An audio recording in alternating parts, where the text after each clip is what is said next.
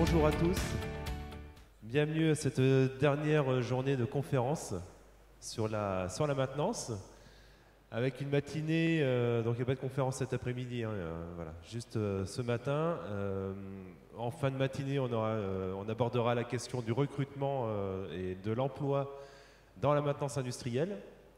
Mais pour commencer, je laisse la place à Daniel Mazière, donc responsable du Système France, sur la technologie des ultrasons. Vous montrez qu'il s'agit d'une technologie, d'une bonne alternative à d'autres technologies de contrôle non destructif pour analyser, prédire, je dirais, prévoir les pannes, les pannes et les défaillances sur les installations industrielles, bien sûr. À toi. Merci Olivier, merci à la FIM, merci à vous. Donc le sujet de la présentation d'aujourd'hui, comme vous le voyez, essayer d'anticiper les défaillances grâce à la technologie des ultrasons.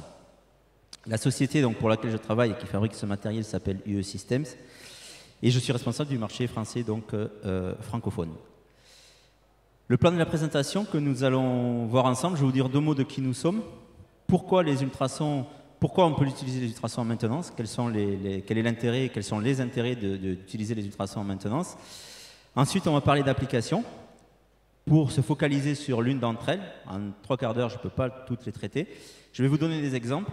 Et enfin, comment on peut, quel type de solution donc on propose pour cette application-là aux différentes installations industrielles. Donc UE Systems, c'est une société qui a 46 ans maintenant, donc qui existe depuis 1973 aux US et en Europe, donc avec une présence mondiale, qui ne développe, conçoit, fabrique et commercialise que des solutions de maintenance prévisionnelle. Je me mets au goût du jour en termes de terminologie. Avant, on parlait de maintenance prédictive et de maintenance conditionnelle, donc tout ça, c'est un petit peu mis sous l'égide de maintenance prévisionnelle, uniquement avec la technologie des ultrasons. On ne développe que des systèmes à ultrasons que pour ces applications-là. On ne sait pas faire autre chose. Nos solutions sont composées de 3 parties. Il y a 3 composantes donc, à ces solutions. Il y a une partie matérielle. Sans matériel, on ne peut pas faire grand-chose. Une partie formation sur site. Monsieur l'industriel, vous avez une installation, vous avez un équipement, vous avez un travail à faire. On vient vous former sur site pour vos applications, pour vos installations. Et ça, on le complète de plus en plus par un accompagnement sur site qui va dépendre de la taille de l'installation, qui va dépendre des applications, sur une année ou deux, donc suite à la première phase d'implémentation. Ce qui vous intéresse, c'est qu'est-ce qu'on peut faire avec tout ça, quelles applications on adresse et d'abord quelle typologie d'industrie.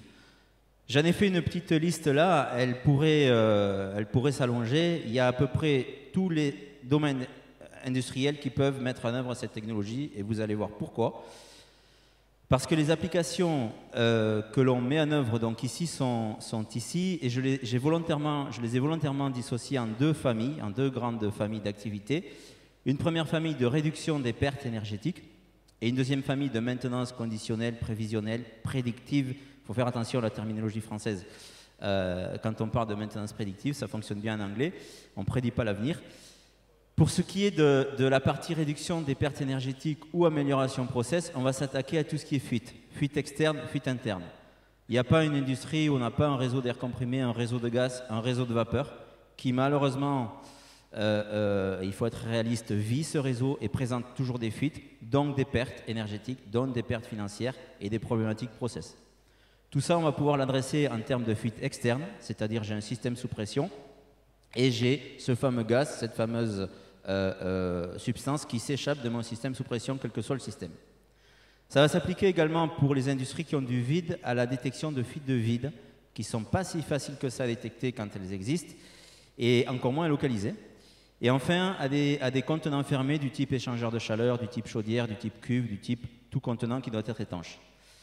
Quand on parle de fuite interne, typiquement, le schéma qui parle bien, l'application qui parle bien, c'est j'ai une canalisation sur laquelle je mets une vanne, je ferme cette vanne. Est-ce qu'en aval de cette vanne, j'ai une vanne fermée, étanche, ou est-ce que malheureusement j'ai une vanne passante, voire pas actionnée du tout? En tout cas, est-ce que j'ai un flux ou pas en aval de cette vanne?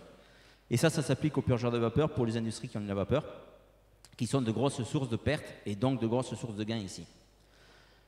Ce que je vais vous présenter plus en détail aujourd'hui concerne donc la maintenance conditionnelle prévisionnelle et surtout la partie machine tournante. Mais avant de vous parler des machines tournantes, je vais vous parler d'une autre typologies d'installations qui génèrent des ultrasons quand elles présentent un défaut. Il s'agit des installations électriques et surtout des installations électriques à haute tension. Ça ne veut pas dire que les installations électriques à basse tension ne génèrent pas d'ultrasons, mais il y a deux caractéristiques avant d'aller dans la haute tension. Je vais vous parler un petit peu de la basse et de la moyenne tension. Il y a deux différences pour les basses et moyennes tensions. La première, c'est qu'à basse et moyenne tension, on peut ouvrir les coffrets électriques, chose qui n'est pas le cas à haute tension.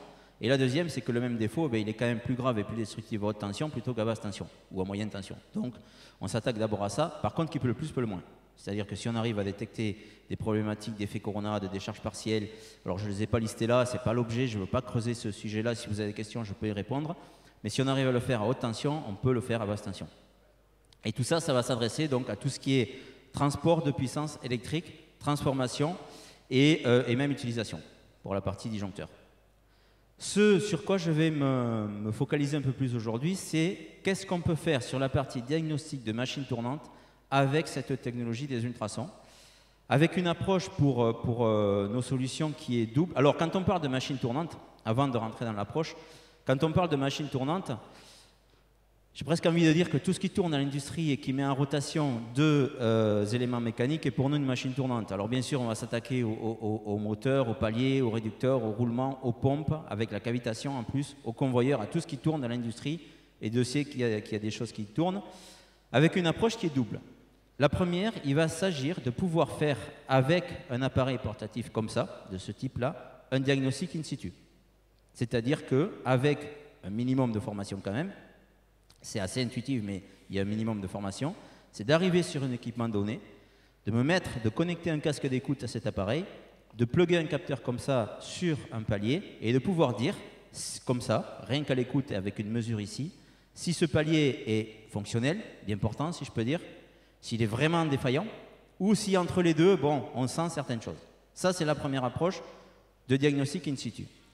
Quand on sait faire ça, une fois qu'on sait faire ça, le but de cette affaire, c'est de faire du préventif, d'essayer d'anticiper au plus possible les défaillances.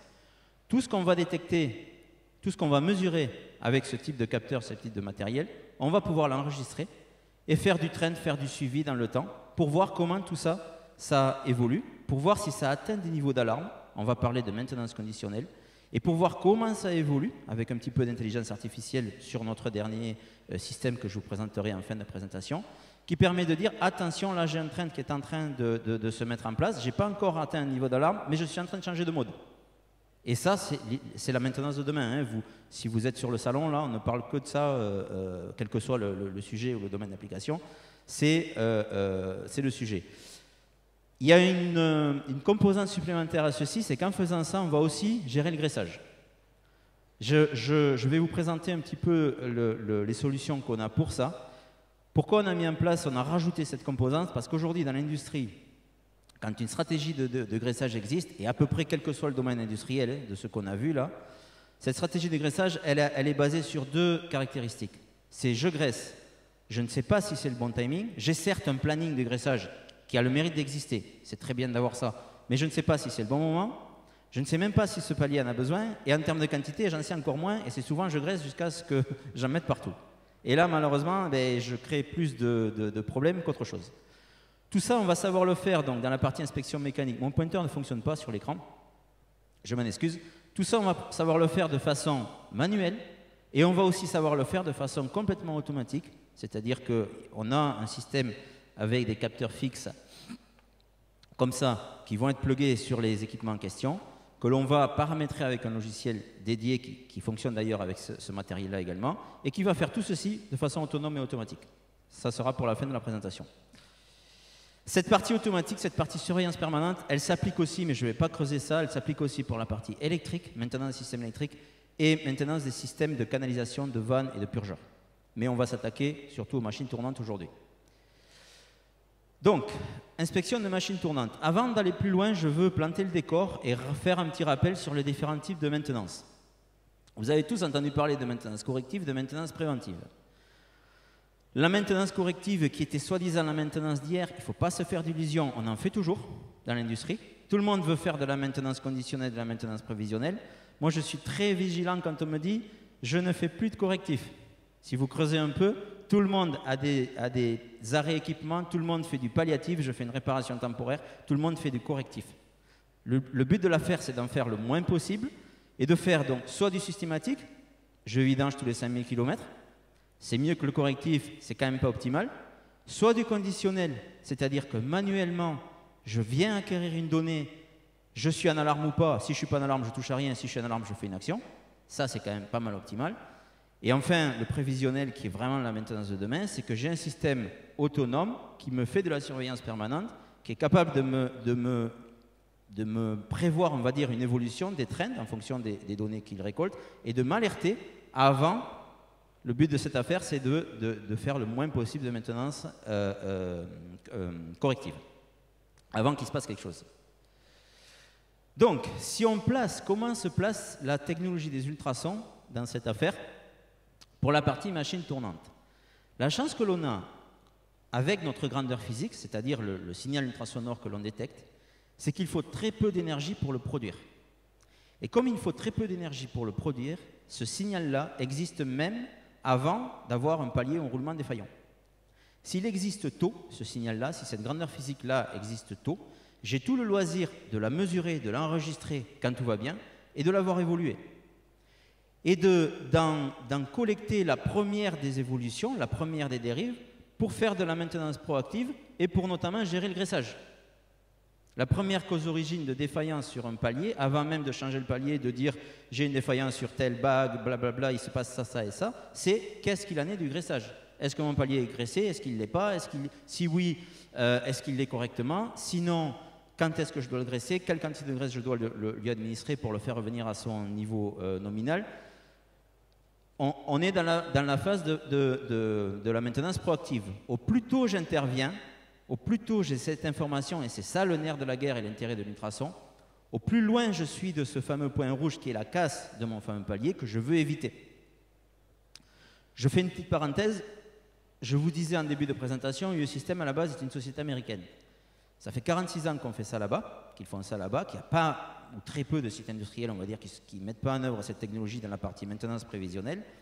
En Europe et en France, et on y inclut l'Afrique, je m'occupe aussi de l'Afrique, quand on présente ce genre de technologie, j'ai souvent comme retour, c'est une nouvelle technologie. Oui, le matériel a évolué, oui, il fait beaucoup de choses tout seul jusqu'à à être complètement autonome pour faire de la surveillance permanente. Pourquoi les Américains font ça depuis longtemps là-bas? Alors certes, il y avait des systèmes qui n'étaient pas aussi évolués que ça. Leur but, c'est d'éviter ce fameux point rouge. Et ce point rouge, qu'est-ce que c'est pour eux? C'est la ligne de production arrêtée, c'est mes bouteilles de coca qui ne sortent pas, je ne sais pas, peu importe ce que je fabrique. Ce qui coûte cher à l'usine, c'est ça. C'est assez difficile, je fais une parenthèse un petit peu managériale, générale et financière, c'est assez difficile pour les services de maintenance, si vous êtes en maintenance ici, de justifier un investissement ou de justifier une action. Pourquoi? Parce que c'est un mal nécessaire, mais quelque part, aux yeux du financier ou du manager de la société, ce n'est pas quelque chose qui rapporte directement. Hein, ce n'est pas une production avec tel volume de production. Non. Par contre, si on est capable de mesurer le downtime équipement, comme ils disent, le temps d'arrêt, les périodicités d'arrêt, ce que ça me coûte en termes de produit qui n'est pas sorti, en termes d'immobilisation, enfin, il y a des savants financiers qui savent calculer tout ça. Oui, la maintenance peut être vue comme un centre de profit. Et le nerf de cette guerre-là, c'est celui-là. C'est assez difficile à justifier, mais le but de cette affaire, c'est ceci. Donc, le principe de nos mesures, il est le suivant. C'est que, c'est pas indiqué sur tout l'écran, mais bon, je l'ai indiqué en rouge et surligné. Toute mise en rotation d'une machine tournante produit une friction mécanique qui génère un signal ultrasonore. Quand je fais ça avec mes doigts, je crée assez d'énergie, je ne peux pas le faire là, je n'ai pas tout là, mais je crée assez d'énergie pour générer un signal. Vous imaginez que quand je mets en rotation un palier, un roulement, un réducteur, une pompe ou quoi que ce soit, j'en crée plus qu'avec mes doigts et donc je génère un signal. Ce signal-là, ultrasonore, je vais en mesurer l'intensité en décibels. 88 décibels, 70 décibels, je crois qu'il y a quelque chose comme 26 sur mon écran. Je vais en mesurer l'intensité en décibels comme je mesurerai l'intensité en décibels du niveau sonore de cette salle. Pas plus, pas moins. Tout ça, une petite parenthèse quand même, ça peut se faire à une fréquence de mesure bien particulière, qui n'est pas n'importe laquelle, qui fait l'objet de développements particuliers sur nos systèmes avec des caractéristiques qui sont brevetées. mesurer à ces fréquences-là une intensité infrasonore sur une machine tournante en décibels, ça fait l'objet d'un brevet que le système a déposé depuis assez longtemps. La méthode de mesure sur ces fameux paliers, elle est triple. Comme je vous disais, il faut que je sache faire du diagnostic avant de faire du suivi dans le temps. Pour faire du diagnostic, le premier des modules que je vais utiliser, qu'on voit ici sur cette photo-là, c'est notre petit stéthoscope. Lui, dans notre terminologie, dans notre jargon, on l'appelle stéthoscope. C'est-à-dire, c'est le médecin qui vient m'écouter le cœur, les poumons, blablabla. J'ai 15 équipements dans mon usine. Comme je vous disais, en faisant de l'in situ, il faut que je sois capable de dire où j'en suis. Si je veux mettre en œuvre ceci de façon correcte, je peux même plugger des pastilles sur les paliers en question pour être certain, des pastilles qui se collent, pour être certain de mesurer au bon endroit. Cet endroit-là et le nombre de points de mesure, ce n'est pas du tout le hasard. Je vais vous parler de formation en début c'est pas compliqué, mais il y a une méthode, une ligne rouge. On ne mesure pas n'importe quoi, n'importe où, n'importe comment. Sur un palier en question, il y a ça dépend de la taille du palier, il y a 1 voire 2 points de mesure. Sur tel autre, il va y en avoir un autre. Je vais le prendre là, je vais le prendre là-bas, voilà. Ça ne sort pas du chapeau, on ne l'invente pas. Première partie, diagnostic in situ, stéthoscope. Deuxième partie, comme je vous disais, tout ce que je détecte, tout ce que je mesure, je vais l'enregistrer sur le matériel et je vais transférer ça sur 2 logiciels dédiés. Je vais commencer par un premier logiciel qui va me permettre de construire une base de données dans laquelle je vais transférer toutes ces données. Mais pour faire du suivi dans le temps, tout ça c'est bien beau, mais il faut que je compare des pommes avec des pommes. Ça veut dire qu'il faut que je réduise au maximum la variabilité de la mesure. Si une fois je mesure en haut, une fois en bas, une fois avec ceci j'appuie très fort, une fois pas du tout, une fois je suis droit, une fois je suis comme ça, j'amène une variabilité à la mesure et donc je vais fausser mon suivi. Le containment, ou je ne sais pas comment on peut dire, la solution à ceci, c'est de transformer ce fameux capteur, cette pointe de touche qu'on peut nommer couramment, en un module magnétique, ça c'est un aimant, qui va venir tout simplement se plugger sur ma fameuse pastille. Et donc, ce faisant, si j'ai correctement déterminé les points de mesure, le nombre de points, je vais avoir une constance dans mes mesures qui va faire que ce palier, tous les mois, tous les 2 mois, peu importe, alors ça aussi, les périodicités de mesure, ce n'est pas par hasard, je vais venir le mesurer d'une certaine façon à cet endroit, et toujours au même endroit, donc une constance dans la mesure. Troisième des choses, c'est l'équivalent de ce capteur magnétique, avec ici, un capteur que vous voyez là, qui est fixe. Capteur au bout duquel je vais venir visser une pastille qui va être, elle, collée sur mon palier et qui va me permettre, pour les points non accessibles ou pour les équipements caractérisés que je ne peux pas ouvrir, d'avoir un capteur plugué sur mon palier. 2 cas de figure. J'ai 2-3 capteurs comme ça sur mon équipement. Je me permettre de fixer des câbles BNC comme ça et d'arriver, quand je fais mes rondes d'inspection avec mon appareil, de venir connecter mon appareil ici et de prendre ma mesure. Dans le cas où j'ai plusieurs, alors je vais vous le montrer ici. Voilà. Dans le cas où j'ai plusieurs capteurs sur le même équipement, tous ces capteurs-là, comme vous le voyez là, je vais les relier à un boîtier, qui est juste un boîtier sélecteur. Et je peux avoir autant de boîtiers que je veux, alors des boîtiers avec de 8 à 16 entrées, ça dépend du nombre de capteurs. Je peux avoir autant de boîtiers que je veux sur mon équipement ou sur mes équipements, de sorte à ce que quand je fais mes tournées, dès lors que j'arrive sur ces boîtiers, je plug cet appareil portatif au boîtier et je prends mes mesures. La méthode, je reviens un peu en arrière, la méthode elle est là. La première des choses, c'est d'identifier, de nommer les éléments à suivre. Je ne vais pas dans l'usine m'amuser à suivre tous les paliers de l'usine. Ça va devenir compliqué, même si c'est rapide et si c'est facile. L'idée, c'est d'être vraiment optimal sur ce que je veux suivre. La deuxième, c'est de créer une ronde d'inspection vierge dans mon logiciel. C'est-à-dire que je vais me créer une arborescence où je vais nommer tous les points que je veux suivre. Il n'y a aucune limite là, ni dans le logiciel, ni dans le matériel, en termes de nombre de points par ronde. Je peux y en mettre autant que je veux. Ce qu'on préconise quand même, c'est de faire des groupes. Pour plusieurs raisons. Déjà pour la pratique des mesures. Deuxièmement, on ne sait jamais si vous, je sais pas moi, vous crachez une carte SD, vous crachez un PC, il vaut mieux perdre un groupe que la totalité des points mesurés dans l'usine. Une fois que j'ai fait cette ronde, je les exporte vers ce matériel. Et ce matériel, quand je le manipule un petit peu, il va m'indiquer le nom des points que je vais mesurer. C'est-à-dire que je ne vais pas aller mesurer n'importe quoi, n'importe comment, je vais avoir fait une ronde intelligente, et quand je vais faire ma tournée de collecte, je vais suivre ce que me dit le matériel, ce que me dit l'écran de l'appareil. Quand j'aurai fait cette collecte, je vais venir transférer ces valeurs mesurées dans le logiciel pour donner lieu, élément par élément, à un suivi comme ça. Jusque-là, pour ceux qui font de l'analyse vibratoire, qui est une très belle technologie, jusque-là, je n'ai pas encore regardé, ni enregistré, ni analysé un seul spectre de fréquence. En termes de simplicité, de rapidité et de mise en œuvre et d'exploitation, je pense que ça, c'est une différence, au-delà de la précocité de détection. Je n'ai pas encore fait ceci. Ce que je regarde ici sur l'axe de mes ordonnées, c'est le niveau ultrasonore mesuré par mon appareil qui correspond directement, qui est directement lié au niveau de friction de mes paliers. Et je fais 3 choses. La première, je fais toujours référence à cette formation, hein. La première, on vous apprend à prendre palier par palier la référence de ce palier.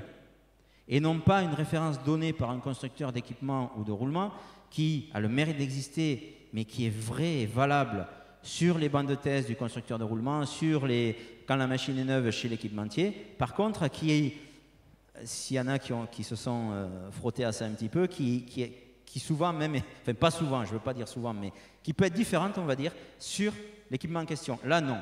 Chacun a son nombre de pulsations, a ses battements de cœur. C'est votre référence à l'instant T0, c'est celle qu'on prend. Deuxième chose qu'on paramètre, c'est des niveaux d'alarme. Avec un premier niveau d'alarme orange qu'on appelle le niveau de pré-alarme et un niveau d'alarme rouge qu'on appelle alors pré-défaillance. Pourquoi? J'y reviens. Pourquoi on parle de pré-défaillance? Mince, je ne vais pas dans le bon sens, excusez-moi. Pourquoi on parle de pré-défaillance? Parce qu'on est en début d'acquisition de défaillance. On n'est pas dans notre courbe, le signal ultrasonore en question existe au tout début. Donc même une alarme rouge pour nous, c'est pas non plus, le roulement ne va pas casser demain matin. Après, ça dépend du palier et ça dépend de où j'en suis par rapport à cette alarme. Si je suis à 60 décibels au-dessus, attention quand même. Hein. Mais voilà, il faut remettre les choses dans leur contexte. Je suis dans le domaine des ultrasons. Quand on parle d'alarme de pré-défaillance, qu'est-ce que ça veut dire? Ça veut dire que ce palier-là, cet équipement tournant-là, à un moment donné, aujourd'hui, à la date d'aujourd'hui, il a généré un niveau de friction, quelle qu'en soit la cause d'origine, qui est prépondérant, si je peux dire, par rapport au niveau de friction le plus faible que cette famille d'équipements-là a pu générer et qu'on considère irréversible. Ces valeurs-là, ces deltas d'alarme, ne sont pas calculées au hasard du tout. Notre niveau notre alarme orange, qu'on appelle alarme de graissage, si je démonte mon palier, je peux faire du microscope, je peux faire tout ce que je veux dans mon roulement, je ne veux rien voir de visuel, je ne veux rien voir de physique, de visuel sur mon palier. Et c'est pour ça qu'on considère que juste le fait de le graisser pour les paliers qu'on graisse va faire revenir son niveau de friction à son niveau optimal, en tout cas dans la plage optimale. À partir de l'alarme rouge, si je démontais, alors j'ai enlevé avant, dans ma précédente présentation, j'avais plus de détails là-dessus, mais ça devient long. À partir de l'alarme rouge, si je démontais mon palier, qu'est-ce que je verrais? Je verrais des défauts microscopiques. Ça ne veut pas dire que le palier, une fois de plus, il va casser demain matin. Mais ça veut dire que si j'ai un défaut microscopique mécanique sur la matière, je peux graisser tant que je veux, je peux le faire tourner tant que je veux, c'est irréversible. Ça ne veut pas dire qu'il va évoluer si les choses restent telles quelles, si je le suis correctement, il peut encore durer longtemps, mais un roulement mâché, que ce soit une bague, une bille, ce que je veux, s'il est mâché, il est mâché. D'accord? Et la chance que j'ai, c'est de le détecter tôt. Ça, c'est pour le type de suivi que l'on met en place. Dernier point qui est important, c'est la périodicité de mesure. Est-ce que je mesure tous les jours, tous les mois, tous les 3 mois, tous les 6 mois ou tous les 3 ans? Ça aussi, ça ne sort pas du chapeau du formateur ou du technicien qui est sur place. Il y a une méthode pour le mettre en place. Ça va dépendre d'abord de la criticité de l'équipement, bien sûr, chose que l'industriel connaît. Ça va dépendre des niveaux en décibels mesurés. Et ça va dépendre de la signature sonore, puisque je reviens à ce que je disais, avant de mettre ça en place, on apprend l'utilisateur à faire un diagnostic in situ. Et le diagnostic in situ, qu'est-ce que c'est? Pour faire simple, c'est la valeur mesurée, certes, mais c'est surtout ce qu'il entend dans le casque. Est-ce que j'entends un bruit de rotation et de friction fluide et continue, Ou est-ce que j'entends du gravier qui est en train de se... des billes qui sont en train de se battre dans le palier, pour faire simple. D'accord? Donc, périodicité de mesure. La partie point inaccessible, donc capteur fixe, je vous l'ai présenté. À quoi ça ressemble concrètement sur un équipement, par exemple sur un moteur? Donc, j'arrive avec un appareil comme ça, je plug mon palier, et dans mon casque d'écoute, alors, désolé pour le contre-jour qu'on voit un petit peu quand même. Je peux prendre des photos, je peux faire beaucoup de choses pour alimenter ma base de données. Voilà, j'enregistre ma valeur. La fameuse signature sonore, je l'entends, je peux aussi l'enregistrer et la mettre en référence.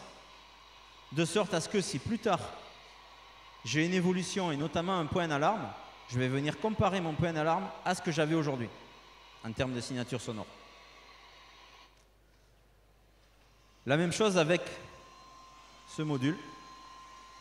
C'est vraiment exactement la même chose.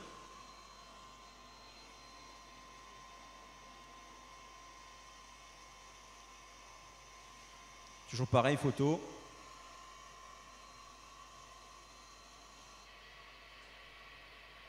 Là, vous entendez quelque chose de stable, de flat, de continu. Je vais vous faire écouter tout à l'heure des paliers qui sont déjà un petit peu endommagés. Juste par un manque de graisse. C'est pas non plus des... Le palier ne va pas casser demain matin, mais il y a une différence audible.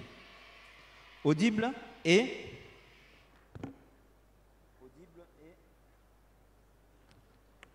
que je vois ici donc sur l'écran de mon appareil.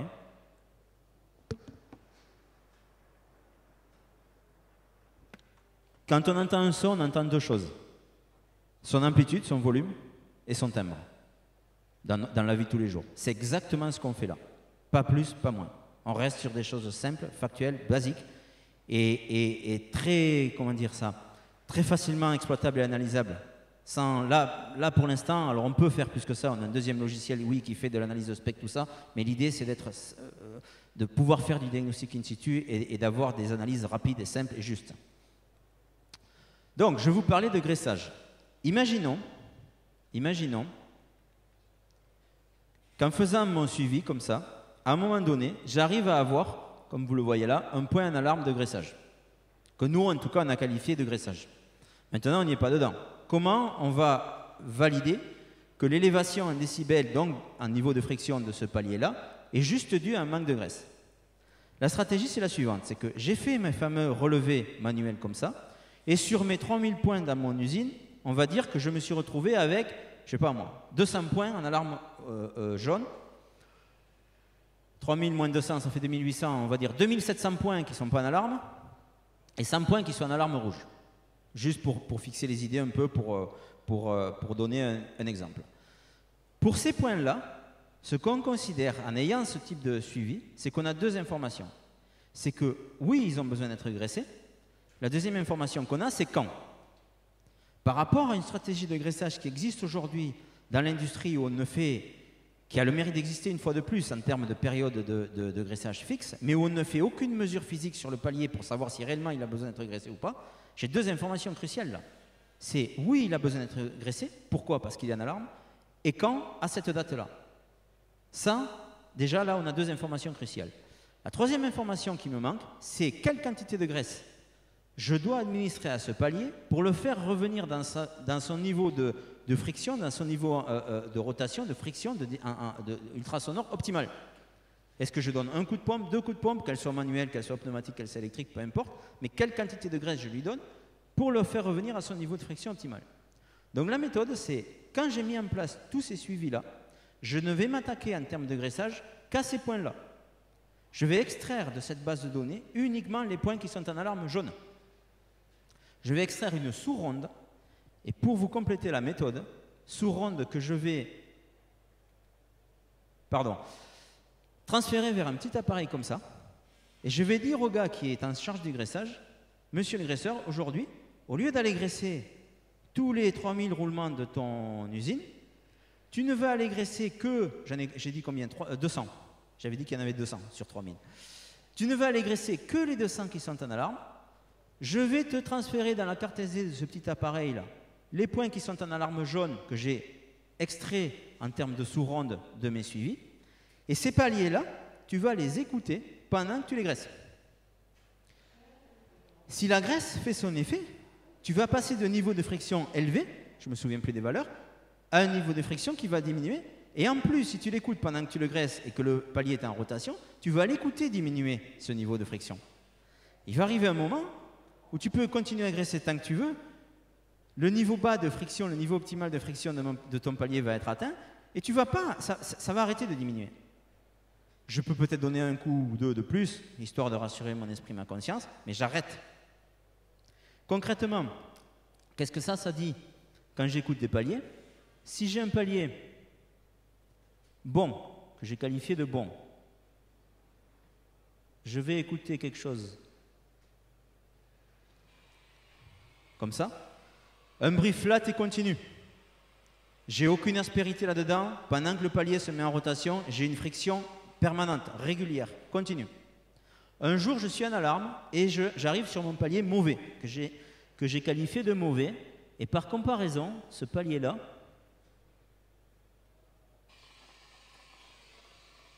je ne sais pas si vous entendez comme il faut, hein, il y a ce fameux bruit flat et continu de fond, mais j'ai quelques aspérités.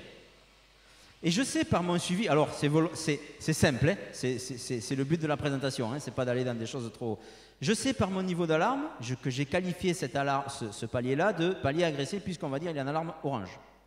Qu'est-ce que je vais faire? Je vais l'écouter pendant que je le graisse, et à l'oreille, il gratte toujours, 2-3 coups de pompe à graisse, il baisse. Il continue à tourner et il reste bas. Ça, c'est ce que j'écoute dans le casque sur cet appareil. Et la valeur en décibels que je mesure sur cet appareil est complètement corrélée à ce que j'ai eu avec celui-ci quand j'ai fait mes rondes. Et je suis donc passé d'un palier qui était en alarme ici, je ne sais pas, à aller 41 décibels par exemple, à un palier qui revient dans sa zone de vie optimale, on va dire aller 34 décibels pour une référence à 32. Ça, c'est le cas où j'ai identifié ici où la cause origine de cette élévation de niveau de friction, donc de cette élévation de niveau ultrasonore, était juste un manque de graisse. J'ai identifié ce palier-là au bon moment et je l'ai graissé avec la quantité de graisse qui lui était nécessaire pour revenir à son niveau de friction optimal. Je suis dans le domaine proactif. Plus j'interviens tôt, plus je capte ces fameux paliers-là. Hein, si on revient sur notre PF curve, point to failure curve, comme disent les Anglais ou les Américains ici, au plus j'interviens ici, au plus je suis loin de ça, au plus j'évite ça, et au plus j'évite des arrêts de production. D'accord? Maintenant,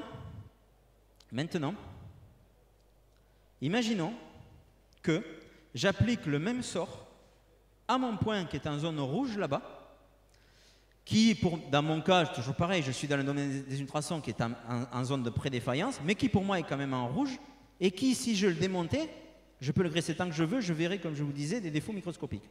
Qu'est-ce que ça donne dans les oreilles du graisseur? Qu'est-ce que ça donne dans les oreilles du graisseur? Après 5 minutes, c'est-à-dire quand la graisse a fait son effet, je reviens à mon palier défaillant. Et là, ce que je sais, c'est que ce palier-là,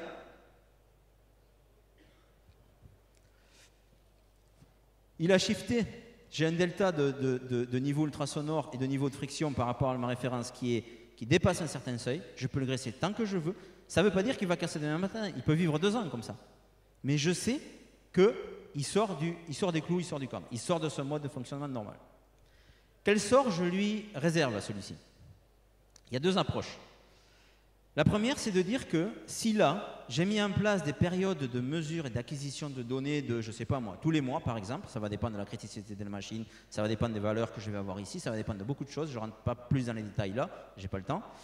Mais on va dire que si j'avais mis en place une mesure tous les mois, en fonction de tous ces éléments-là, la première des choses que je vais faire, avant de dire je vais changer le palier, je vais faire ci, je vais faire ça, je vais rapprocher ces périodes de mesure et je vais voir comment ce point-là, il évolue. Est-ce qu'il reste dans ma zone rouge, flat, stable, autour de la valeur, par exemple, de 50 décibels, si j'arrive à lire, ou est-ce qu'il commence à s'envoler? Et s'envoler, il y a deux façons de le faire. Est-ce qu'il le fait rapidement ou combien de temps y met-il? D'accord? Donc là aussi, il y a une méthodologie, une stratégie. À chaque cause produit certains effets et j'adapte la façon dont je traite chacun de ces cas en fonction du cas en question. Là, pour revenir à mon... Est-ce que je suis dans les temps, Olivier? Super. Pour revenir à notre petit schéma ici de famille de maintenance, quand je fais ça, je fais du conditionnel. C'est-à-dire que moi, manuellement, je vais faire une intervention en fonction de l'état de mon équipement, de mon palier, quand j'atteins un seuil d'alarme. Typiquement, les seuils qu'on a mis en place. Si maintenant, je veux suivre tout ça dans le temps et regarder l'évolution de ceci, je vais décliner cette méthodologie par de la surveillance permanente, avec deux solutions. Je vous disais en début de présentation, il y a en fin de présentation les solutions IOSystem. La première, vous avez déjà sur vos installations des systèmes d'acquisition de données, des PLC, beaucoup de choses pour faire de l'acquisition de données, qui ne demandent qu'à recevoir des signaux de capteurs, qu'ils soient d'analyse vibratoire, qu'ils soient de température, de pression ou ultrasonore. On fabrique, on conçoit, on développe des capteurs comme ça, qui ont des sorties standards 420 milli ici, en courant ou en tension, qui sont des sorties exploitables par à peu près tout type d'installation. Et je mets en place le même système, avec notre aide quand même, là, on n'est pas que fabricant de capteurs là, hein, c'est-à-dire que oui, on fabrique le capteur, on vous en donne les caractéristiques, mais après il y a l'implémentation derrière, hein, c'est-à-dire que tout ça c'est un métier de mettre en place des capteurs quand même, et pour la partie ultrason c'est le nôtre. Donc tout ceci, je sais mettre des capteurs qui viennent alimenter en data, en données, mes systèmes. Et après pour l'analyse, parce qu'il y a le capteur, il y a recevoir l'information et après il y a l'analyse. Soit vous avez le client a déjà de quoi analyser, soit il y a un logiciel qui arrive derrière, comme je vous l'ai montré. Ça c'est le cas du capteur seul. Si je souhaite un système complet, eh bien on développe et on conçoit le système complet qui part du capteur qui est, où est-ce qu'il est? Celui-ci, le même capteur que pour mes équipements portatifs, qui se plug, ces fameux capteurs, sur un système qu'on appelle forecast, pour prévoir en anglais, qui va faire tout ce que je vous ai présenté là, mais de façon autonome et automatique. Et ça donne un schéma synoptique de ce type-là. C'est-à-dire que j'ai mes fameux capteurs sur les différents paliers que je veux suivre, que je connecte de façon filaire. De façon filaire avec des câbles coaxiaux comme ça. Pour le moment, uniquement filaire. On est en train de travailler ici sur des capteurs Wi-Fi, on va dire. Ça comme ça, mais c'est compliqué de mettre du Wi-Fi dans l'industrie. Et ce boîtier-là, lui par contre, soit via une connexion Ethernet, soit lui par contre par du Wi-Fi, par un émetteur et un récepteur Wi-Fi, je vais le piloter avec le même logiciel qui m'a permis de faire l'acquisition des données et le traitement des données avec mon matériel manuel, et je vais lui dire la même chose que ce que je faisais de façon manuelle. Pour ce palier-là, tu as une référence à cette valeur, tu as un niveau de préalarme à cette valeur, tu as un niveau d'alarme à cette valeur, et tu me fais une acquisition je le détermine. Je pilote mon fameux boîtier avec le logiciel. Qu'est-ce qui se passe? Quand ça s'est mis en place, le but de l'affaire, c'est de voir tout ça dériver et d'être alerté, soit quand je suis en alarme, soit quand je dérive, et de connaître la cause d'origine, d'être informé sur les causes d'origine de cette dérive pour pouvoir les analyser, les exploiter. 3 façons d'être alerté. Un tableau de bord sur le logiciel, sur la page d'écran du logiciel en question, qui sur les, je sais pas moi, 600 capteurs, 600 paliers instrumentés me dit, ben, sur ces 600 capteurs, tu en as 20 qui sont en alarme. Sur les 20 qui sont en alarme, tu en as 10 qui sont en alarme jaune, 10 qui sont en alarme rouge. Ça, c'est la première façon visuelle, qui est simple, mais qui est très utilisée, qu'il ne faut pas minimiser. Deuxième façon, c'est un mail. Je peux paramétrer dans ce logiciel autant d'adresses mail que je veux. Il m'envoie un mail avec les messages que je veux et les enregistrements que je veux quand il atteint un niveau d'alarme. Et troisième façon, c'est un SMS sur autant de numéros de portable que je veux.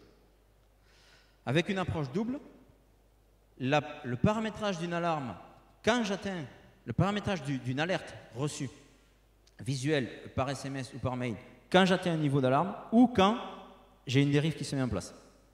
Le but de cette affaire, c'est d'anticiper au plus possible. Et ce que fait enfin ce système de façon automatique, c'est que comme je vous disais, quand on entend un son, on entend deux choses. Son amplitude, son volume qui est retranscrit ici, et son timbre. Donc qu'est-ce qu'il fait également? Il vient enregistrer le niveau, la forme d'onde et le niveau ultrasonore qui a généré mes fameuses alarmes pour donner lieu, sur un autre logiciel, à des formes d'onde ou spectres comme ça. Là, on est dans le cas vraiment de la maintenance 4.0, comme ça se dit, ou prévisionnelle, ou prédictive, peu importe comment on l'appelle. L'idée, c'est vraiment d'anticiper. Alors, de prédire, j'aime pas trop ce terme quand même, parce que on peut mettre tout ce qu'on veut en place, on peut prévoir des choses, on peut organiser des choses. Par contre, savoir quel temps il va faire demain, je peux en avoir une idée, mais voilà, je ne peux pas savoir si demain il y a le toit de l'usine qui s'écroule et qu'il me casse 4 paliers sur mon installation. C'est pas parce que je vais avoir mis ça en place que je vais les détecter. Par contre, voir ces dérives et de façon raisonnable, cibler mes actions sur les points qui le méritent, concentrer mes efforts sur les points qui les méritent, plutôt que de passer du temps à agresser tous les 5 roulements de l'installation et laisser vivre malheureusement des points comme ça pour lesquels je suis aveugle, c'est ça le nerf de la guerre. C'est ça le nerf de la guerre. Et je vais terminer en vous donnant la philosophie de notre approche, je dirais, c'est que chez U-System, nous pensons qu'un programme d'inspection ultrason efficace se compose du bon instrument adapté aux bons besoins. Je vais vous parler de détection de fuite, détection de défauts électriques. Si j'ai uniquement quelques fuites d'air comprimé à détecter, je ne vais pas mettre en œuvre toute cette armada. Avec un petit appareil comme ça, ça peut suffire. La bonne formation adaptée aux bonnes équipes. Une fois de plus, des formations sur site. Une formation qui n'est pas appliquée est une information. Le but de cette affaire, c'est simple, mais il faut que les utilisateurs se mettent le casque sur les oreilles et l'appareil au bout des doigts. Si tout ça, on fait que prêcher dans une salle comme ça, c'est joli, mais ça n'apporte pas grand-chose. Et enfin, le bon accompagnement, c'est-à-dire qu'une fois que tout ça, je l'ai mis en place, il faut suivre les équipes. Il faut les aider, Alors ça, c'est assez récent. Ça fait une paire d'années qu'on a commencé à mettre ça en place en France. Et là, on a vraiment, et au Canada, là, on a vraiment une utilisation optimale et du matériel et surtout des résultats. Parce que l'industriel utilise ce matériel, une caméra infrarouge, un système d'analyse vibratoire, peu importe la boîte noire en question, son but, c'est d'éviter les fameux arrêts et d'être prévenu au plus tôt qu'il est en train de se passer quelque chose. Je pense être dans les temps. Je sais qu'Olivier avait une ou deux questions, peut-être que vous en avez aussi, je ne sais pas. Merci beaucoup Daniel pour cette présentation et cette brique concrète de l'industrie 4.0, de la maintenance 4.0. Est-ce que vous avez des questions? Je vous ai déjà endormi? Non? Sur le type d'entreprise visée par ces technologies? Il ne faut pas... si je vous le dis à la toulousaine, vous l'avez compris, je ne suis pas d'ici, à mon accent, il ne faut pas se faire d'illusions. On ne va pas mettre en place 4 ou 500 capteurs comme ça, instrumentés 4 ou 500 paliers avec des boîtiers, avec un système autonome et automatique et complètement pour faire de la surveillance permanente sur une installation qui je ne sais pas, il faut qu'il y ait des enjeux derrière. Donc pour la partie maintenance 4.0 et les systèmes permanents, c'est toutes les grosses industries, qu'elles soient automobiles, aéronautiques, agroalimentaires, industrie de l'armement également, énergie. Quand une turbine s'arrête et que voilà, il faut qu'il y ait des enjeux derrière. Ça, c'est pour la partie vraiment un système autonome. Pour la partie maintenance conditionnelle, c'est-à-dire prise de mesure manuelle, avec différents types d'appareils, je ne vais pas dire que le garagiste qui fait des contrôles techniques dans son garage peut utiliser ça, mais pas loin. Dès lors que j'ai un équipement de production et que je veux prévenir plutôt que guérir, que je vais éviter ces fameux arrêts de façon manuelle, avec un investissement moindre, et surtout, et en plus avec le même appareil qui me permet de traiter plusieurs applications, oui, je peux faire. Vraiment, le spectre est large. Comment? Une ordre d'idée du coût. Les coûts. Ça va pour le matériel manuel, ça va donc portatif, ça va de 1 500 € à quelque chose comme 15 000 euros quand même, pour quelque chose comme ça, avec un range. Il y a alors là j'en ai présenté quelques-uns, entre 1500 et 15 000, j'ai du matériel à 3 000 euros, j'ai du matériel à 5 000 euros, j'ai du matériel à 10 000 euros et j'ai du matériel à 15 000 euros. Dans tout ça, que j'ai une petite installation industrielle où j'ai uniquement quelques fuites à détecter et quelques roulements à écouter, où je n'ai pas besoin de la grosse, du gros matériel, je trouve mon bonheur. La partie maintenance 4.0 avec des capteurs fixes et des boîtiers comme ça, un système de boîtier complètement instrumenté avec le logiciel et 4 capteurs comme ça coûte, alors le prix unitaire pour 4 capteurs, c'est autour de 5 000 euros. Après, dernièrement, on travaillait sur un projet et on a discuté là, où on est en train d'implémenter quelque chose comme 600 capteurs comme ça dans une installation industrielle. Le prix pour 600 capteurs n'est pas le même que quand j'achète 4 capteurs. Et pareil pour les boîtiers. Justement, tu as quelques exemples de cas concrets? Oui. Surtout pour ça, ce qui est vraiment dans l'air du temps et les gros projets sur lesquels on travaille maintenant, ils sont proportionnellement liés au coût d'arrêt de production de l'heure, voire de la minute. Dans l'industrie automobile notamment, quand on vous parle du coût d'arrêt de la minute de production, même si c'est du matériel qui a un coût, hein, on est tout à fait conscient de ça, ramener au coût d'arrêt, je ne vais pas dire que le coût est dérisoire, mais il est vraiment inférieur. Et typiquement, les gros projets sur lesquels on est là, alors je ne vais pas donner de nom de constructeurs parce qu'il y a des considérations de confidentialité, on va dire, et de noms à ne pas diffuser, mais les gros faiseurs, les grosses industries intéressées par ceci, c'est l'aéronautique et l'automobile. Quand on vous parle du coût d'arrêt d'une chaîne de production de voitures, ça coûte cher. Alors, ça c'est, j'ai pas fini parce que ça c'est une chose, et le meilleur des retours qu'on puisse avoir, c'est pas qu'on souhaite, j'anticipe peut-être sur une de tes questions, mais dernièrement, en fin d'année dernière, pour un autre type d'industrie que j'oubliais là, qui n'est pas ni aéronautique ni automobile, qui concerne la logistique, des grosses chaînes de logistique, je n'ai rien dit. Dès lors que pareil on arrête, vous avez toute une chaîne de clients qui n'est pas servie. Le meilleur des salaires qu'on puisse avoir, c'est pas qu'on souhaite qu'il y ait des installations défaillantes chez nos clients, mais quand vous avez un client qui vous revient par mail en vous disant « Grâce à votre système, j'ai anticipé une dérive, j'ai analysé selon la méthode que vous m'avez donnée, qui vous envoie les caractéristiques enregistrées par mail, parce que tout ça, tous ces éléments-là, ils peuvent se transmettre par mail, et qui vous dit, en 1 heure de temps, j'ai changé un moteur, j'ai changé un palier qui m'a évité d'arrêter tout un système de convoyage et donc une chaîne de production. Ça, c'est voilà. Typiquement, ça, c'est le dernier cas que j'ai en tête pour la partie francophone duquel je me suis occupé. Et c'est quelque part un bon retour parce que ça veut dire qu'on a fait notre travail sur la partie instrumentation, on a instrumenté ce qu'il faut, le client a compris ce qu'il peut en faire et en plus il anticipe une défaillance à un moment crucial de sa production. Donc voilà pour les exemples que je peux partager sur la partie mécanique. Pour le système fuite, vide, enceinte, tout ça, avec des pompes, Roots et compagnie, oui. C'est assez complexe. Oui. On a l'utilisation de l'hélium. Oui. Mais est-ce que vous avez un appareil qui s'adapte, qui est peut-être plus facile à utiliser que l'hélium qu'on met partout, un peu sur toute la chaîne en fait? Merci. Parce que c'est vraiment pour la partie fuite. Si je reviens à la partie fuite,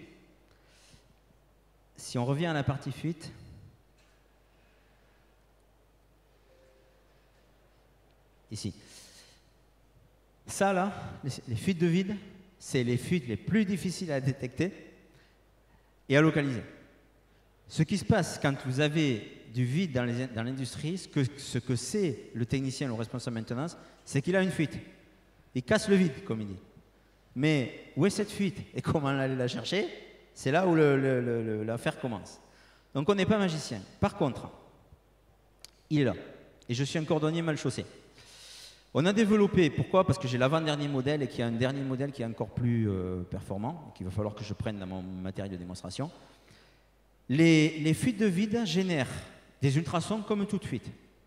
mais en termes de puissance ultrasonore, de niveau de turbulence, bien moindre qu'une fuite d'un système sous pression. Donc déjà, il faut être assez sensible pour pouvoir la détecter, pour pouvoir la localiser et pour ne pas être perturbé par tout l'environnement sonore ou ultrasonore qu'il y a autour.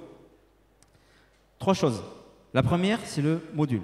C'est-à-dire qu'à ce type de fuite s'adapte fuite particulière, module particulier, qui, pour faire simple, de près va doubler la sensibilité de détection du matériel. Et pour vous donner un ordre d'idée, si là, avec mes doigts, j'ai fait une turbulence ultrasonore de 26 décibels, lui, il vous ramène, pour les fuites de vide, un signal dans le casque pour une valeur qui ne fait même pas 1 décibel. Et 1 décibel, ça ne fait pas beaucoup. Mais quand j'ai dit ça, je n'ai pas tout dit. Parce que si je suis capable de détecter 1 décibel, de le localiser, mais que les bruits de fond autour m'en font 15 décibels, ça me fait une belle jambe de détecter mon décibel de ma fuite de vide. Elle est complètement noyée là-dedans et je n'arrive pas à l'identifier. Donc, deuxième caractéristique qui est sur... Alors, on ne parle pas de matériel d'entrée de gamme quand même pour détecter des fuites de vide, mais à partir du milieu de gamme, on va régler la fréquence de détection du matériel. Quand on règle cette fréquence, le matériel se fixe sur la fréquence que je lui ai donnée, qui correspond à la fréquence de ces fameuses fuites de vide, qui a une fréquence bien particulière, d'une part, et d'autre part, il va filtrer les autres. Donc ça veut dire que je cherche à entendre quelque chose, uniquement ça, à cette fréquence-là. Si quelque chose existe, ça sera à cette fréquence-là. Donc tout ça, c'est lié au matériel. La troisième des choses, c'est la méthode. C'est-à-dire que je ne cherche pas des fuites de vide comme je cherche des fuites d'air comprimé dans un garage. D'accord? Ça, c'est pour la partie ultrason. Pour comparer à l'hélium, l'hélium, c'est une super technologie. Je mets sous pression d'hélium un système et je capte à l'extérieur, est-ce que je retrouve la masse atomique de ces fameuses molécules d'hélium ou pas? 2 écueils. Le premier, c'est que je ne suis pas dans les conditions de dépression, de vide de mon équipement au moment où je fais le test. Et vous pouvez avoir, et j'ai vu ça, et on a été challengé là-dessus, par des industriels qui avaient des fuites de vide, qui utilisaient l'hélium et qui disaient « Mais attendez, je ne trouve aucune fuite à l'hélium, quand je mets sous vide, il y a encore des fuites. » Et oui, mais quand vous mettez sous vide, vous mettez dans un certain contexte qui n'est pas le même de votre pressurisation d'hélium, premièrement. Deuxièmement, quand je pollue mon atmosphère d'hélium, mon détecteur, il trouve de l'hélium partout et il ne trouve plus rien en fait. Parce que le but de l'affaire, c'est de trouver cette fuite d'hélium, cette molécule d'hélium, mais de la localiser. Donc, on n'est pas magicien. Par contre, ce qu'on dit, c'est que... Alors, ça, c'est les 2 premières choses. La troisième chose, c'est le coût. C'est que le coût du matériel ultrason, c'est quand même pas le même coût. Parce qu'un détecteur de fuite à hélium digne de ce nom, si vous en avez, vous devez savoir combien ça coûte. C'est pas donné. C'est pas donné à mettre en œuvre. C'est toute une histoire. Donc, on n'est pas dans le même ordre d'idée. Et ce qu'on dit pour les... Bon, vous avez déjà des détecteurs à hélium, c'est une chose. Mais on a... si vous avez des fuites de vide à détecter, dans l'ordre des choses, en termes de coût et en termes de technologie, je pense qu'il est raisonnable de regarder si cette fuite génère une turbulence qui génère de l'ultrason. Si elle n'en génère pas, vous pouvez essayer à l'hélium. Aujourd'hui, de mémoire, alors ça dépend des industries, mais il y a des industries pharmaceutiques et des industries de la microélectronique avec lesquelles on a travaillé là-dessus. Ça ne veut pas dire qu'ils ne trouvaient aucune fuite à l'hélium, mais qui avaient des problèmes pour trouver ces fameuses fuites et qui ont complété, alors pas avec ce matériel, il n'y a pas besoin d'avoir quelque chose d'aussi sophistiqué, mais par contre avec ce même module, et notamment le dernier, qui ont complété leur problématique de localisation de fuite hélium avec ça. Les 2 se complètent, il n'y a pas une techno. Il y a des choses que vous entendrez avec ça que vous ne capterez pas à l'hélium, il y a des choses que vous trouverez à l'hélium que vous ne capterez pas avec ça. Très bien. Peut-être une dernière question. Oui.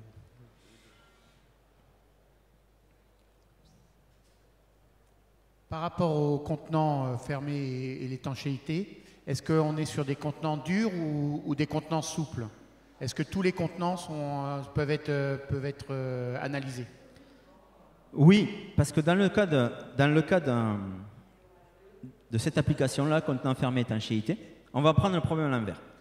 Dans le cas d'une fuite sous pression d'un gaz, quel que soit le gaz, ou d'un système en dépression de vide, c'est l'évacuation de ma molécule en question dans le cas d'une fuite en pression et l'aspiration de molécules d'air dans le cas de fuite de vide qui va générer ma turbulence, qui va générer une ultrason que je vais détecter.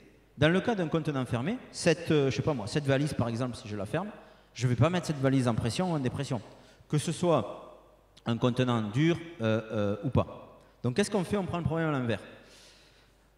Dans chacun de nos kits, il y a un générateur à ultrasons comme ça standard, et il en existe 2 autres modèles, avec lesquels on va inonder d'ultrasons à une fréquence particulière, avec une signature sonore particulière, le contenant.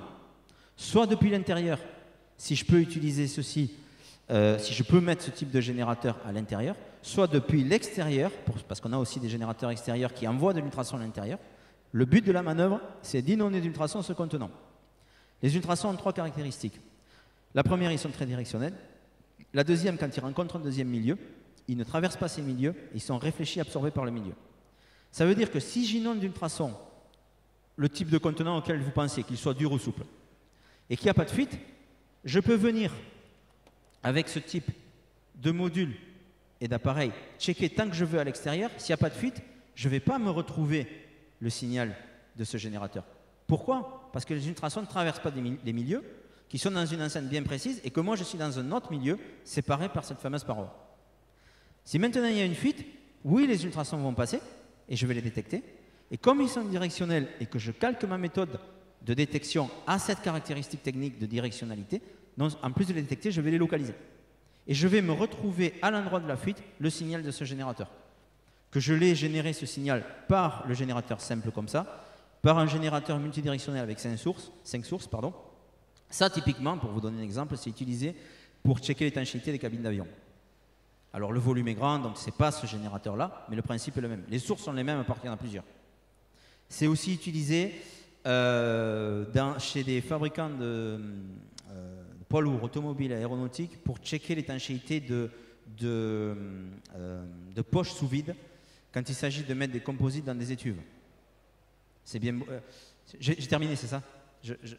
Une autre question. Je réponds à la question? Donc, bonjour. Super. Bonjour. Aujourd'hui, je pratique donc, de la thermographie infrarouge et je voulais savoir concernant l'ultrason s'il y avait aussi des formations certifiantes ou si le client pouvait nous demander d'avoir des formations certifiantes pour ce type de contrôle.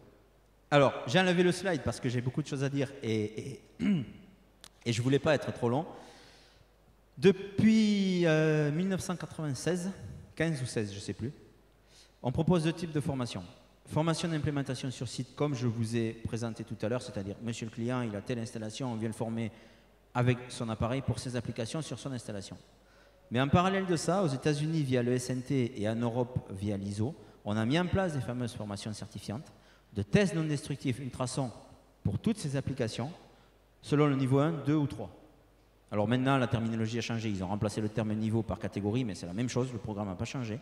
Qu'est-ce que ça veut dire? Ça veut dire que ces programmes de formation qui durent 4 jours et demi suivent le référentiel SNT américain et ISO européen pour chacune de ces applications-là, où selon le premier niveau de simple diagnostic, le deuxième niveau d'analyse un peu plus poussée et de capacité à générer des procédures qui sortent du cadre, et le troisième niveau, il n'y a que 2 personnes chez nous, 2 docteurs en physique qui sont ultrasons, donc ça, j'en parle pas, sont capables, pour chacune de ces applications, on n'a pas par contre le droit de changer le programme, hein, tout ça, ça correspond à une norme ISO, sont capables de faire les inspections et les analyses de premier niveau, de deuxième niveau, pour toutes ces applis. Donc la réponse est oui. Et qu'est-ce que je veux dire? Et on délivre, j'ai enlevé le slide, c'est dommage. On est organisme de formation aussi et on délivre ces fameuses certifications. Très bien. Merci beaucoup Daniel. On a Merci à vous au niveau du temps, mais si vous avez d'autres questions, n'hésitez pas à demander directement à Daniel à la sortie. J'ai fait passer un petit tableau, vous pouvez mettre votre mail si vous voulez recevoir ça. Il y a mes coordonnées là, n'hésitez pas. Merci. Et on va accueillir le dernier intervenant qui va démarrer dans quelques minutes.